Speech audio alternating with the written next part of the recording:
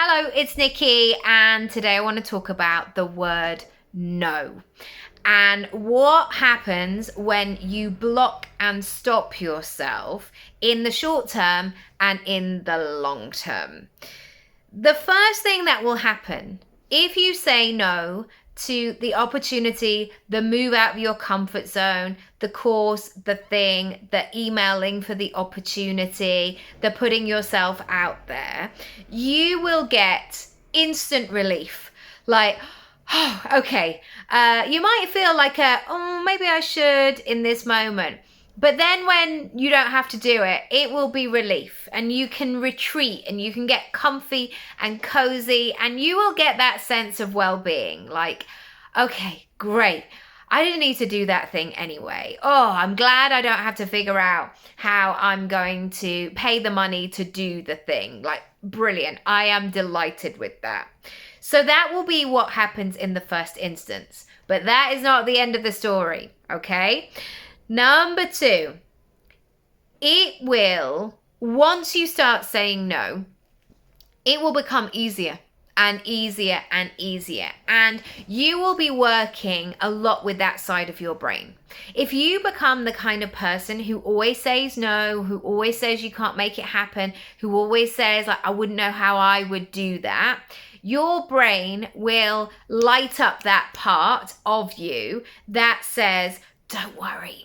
If you want an excuse, if you want to say no, I'll send you loads of them. It's like that moment that if you don't want to do something, the day that you wake up with a full-blown flu or cold and you're like, oh, well, I wasn't quite expecting that, but like somehow it manifests itself. Obviously, this is very vague medical terms, but you know that feeling of needing to find an excuse and then your brain goes, okay, I've got 17 that you can use. Help yourself. Number 3, if you're not careful and if you're not aware, you are going to create a personality and a default setting where you always say no, as in the things that come to you like no, no, no. But you're also going to stop looking for opportunities. You're also going to stop seeing possibilities. You're also going to stop walking outside whatever you know because you're so focused on what's happening in here right now. Number 4, however, that niggle will return. And we know this phrase, what's meant for you won't pass you by. And I really stand by that. So many things that I want or desire, if they're within me, if they're aligned with me, it doesn't matter whether on the surface I'm like, but I don't know if I can do that.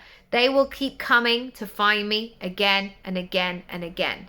And it's my job to listen to them and to work with them and to see what is blocking and stopping. The reason that I know this is because there are so many other things I have zero opportunity, zero desire to ever do or ever explore. And so I have learned to trust those things that come up again and allow myself to be in that place and space of like, maybe I am supposed to do that. Or maybe my instinct was right. That thing that I wanted to do when I was 11 years old, maybe I should explore that further. Maybe I should see what happens when I get out of my own way. Yeah. Number 5. I want you to really listen to exactly what is going on. So when you say no to yourself, when you say you can't or you won't or it won't be possible or I'm not the kind of person or you're too busy or you're too this or all of it, I want you to listen to it. Because sometimes all of the things that come into your mind, all of your no's, will be absolutely true. And now is not the right time. You know, those moments of, say, after I'd had my son in 2015, and I was 2 weeks out of hospital, and it took 6 or 7 weeks, I think it was, for him to gain, no, maybe not as long as that, maybe a month.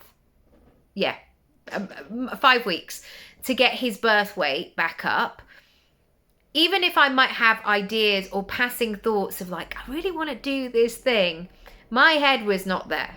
My head was like, how can I make sure that my baby is thriving? How can I make sure that I'm recovering? How can I make sure that like things are solid and moving in the right direction? There are times where it's not the time, and there is such a power and a brilliance in saying no. But sometimes there are moments where you have to look at the no and question it and say, am I just paying attention to all of these no's because they're the loudest, they're the most familiar? And are they true? Are they telling the truth, or are they lying to me about my own capabilities? And what we sometimes can find is it's a lie because we haven't explored further.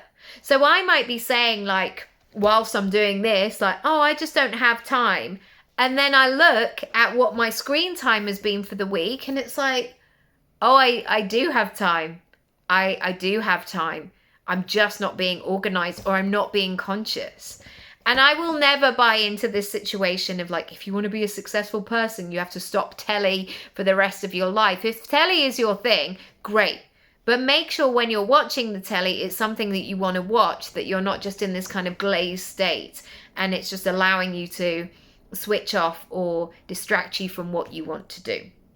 So I would love to know from you today, where are you saying no? Where are you blocking and stopping yourself?